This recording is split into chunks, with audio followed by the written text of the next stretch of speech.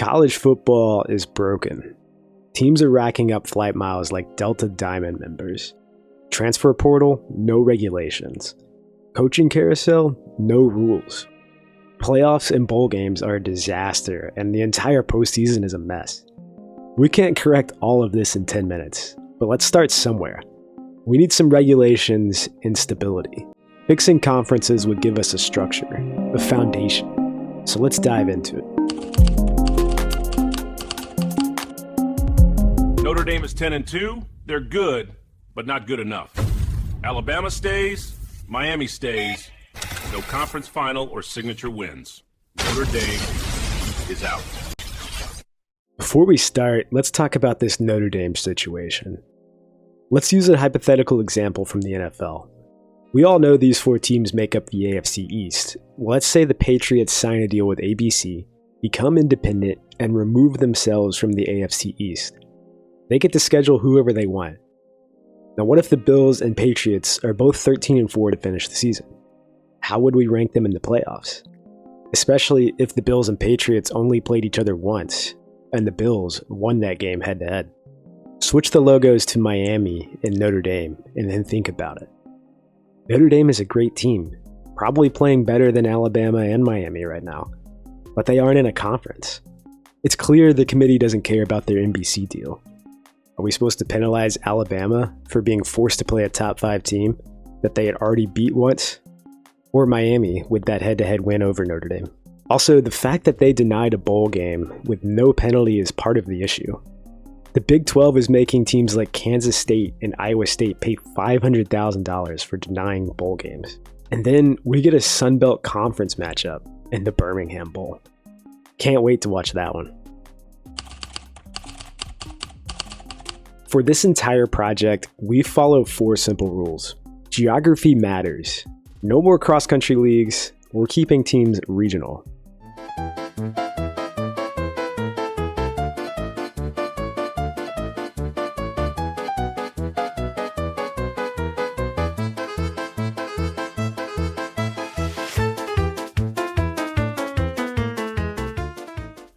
Rivalries stay together. The matchups that make college football great are protected. Conferences stay balanced. 16 teams in each Power 5 conference, plus the AAC. And most importantly, every team gets a chance to make the playoffs with clear and identified structure. While making this realignment, I realized there are several schools that just don't have a place. Whether it's geography or academic standards, which we may have to ignore for a couple teams, or Notre Dame. These teams didn't really fit anywhere, so just keep that in mind. So again, power conferences are going to be aligned by geography. Every team will have a primary rival, and each conference will consist of 16 teams. If you haven't already, please take a look at my first video, as this will explain the clear structure for making the playoffs in a 16-team bracket. Let's start with the SEC, the gold standard of college football now strictly based upon rivalries. We add the ACC foes Clemson, Florida State, Georgia Tech, and Louisville into the mix. The Pac-12 is a true West Coast conference, including some of the additional mountain schools. Boise, Colorado State, and San Diego State now get the chance to compete. The Big Ten is the heart of the Midwest. Notre Dame finds a conference, and we'll just have to ignore the academic standards for West Virginia.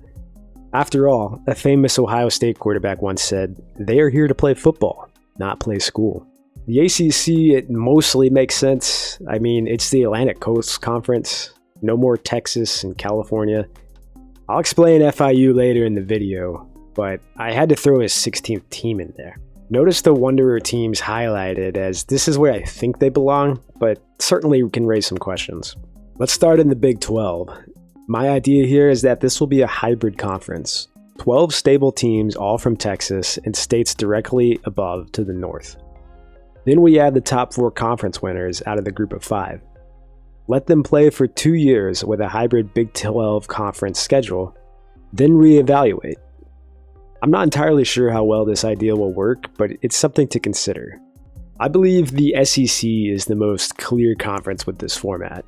We have distinct rivals in almost every state, throw in Arkansas and LSU into that mix.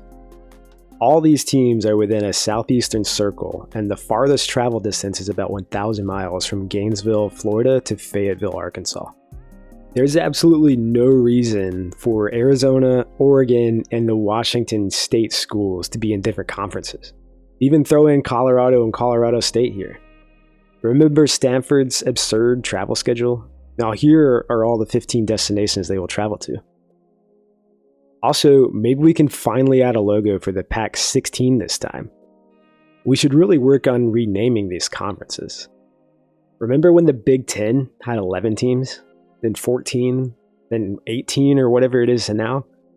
How about a clean 16 teams, all from the Midwest, except whatever the region of Pennsylvania and West Virginia is?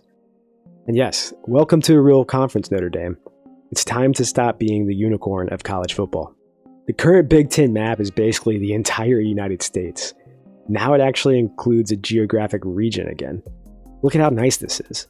I even marked all applicable states with a check mark because I couldn't find a map of only the North Midwest. The ACC is a tough one. I needed to fill a few spots here, and that's exactly what Memphis is doing. In FIU, they're in the top 10 in terms of student population among all universities in the United States. Let's make them into a football powerhouse. Or maybe just a respectable team to challenge Miami now that Florida State is with their permanent rival in the SEC. But on a serious topic, the ACC does need to step it up and stop and figure out how to compete with these other conferences. I want to point out some of the schools that could join the FBS to make these conferences even. Shout out to Eastern Kentucky, McNeese State, and North Alabama, and some guy named Stephen F. Austin will be joining Conference USA.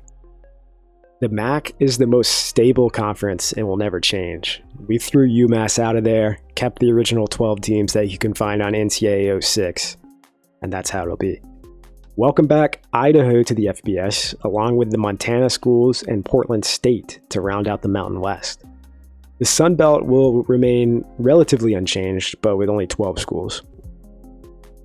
Let's take a look at the AAC. We expand this conference to 16 teams, as this one goes against the geographic rules slightly.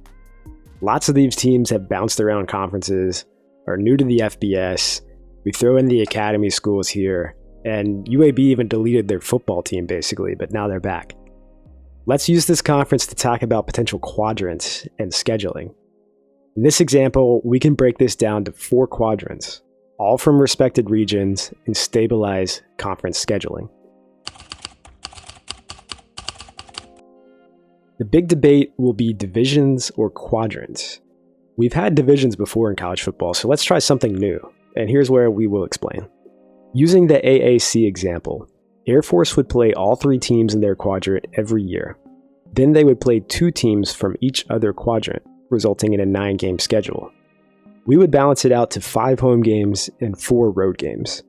Then the next year, it flips to 4 home games and 5 road games. Let's explain the rules for establishing quadrants, and we'll use the SEC now as an example. Teams are paired with their primary rival as seen in each quadrant. Then we find the most prominent secondary rival and place them together.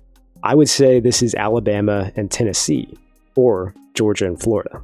Now, this does break teams up like Auburn and Georgia, but with this scheduling, they would still play every other year. And every team will play a road game at all 15 schools within a 4-year span. How about this fun fact? How long has Texas A&M been in the SEC? Did you guys know they have never played a road game at Kentucky since they've been in this conference? I think, to me, that's crazy. Let me know if you want to see a part 2 for this video, and I will break down every other conference, quadrants, and scheduling. We can even talk about the rest of the college football landscape and how we could fix some other issues. Please don't forget to like and subscribe. And thanks for watching.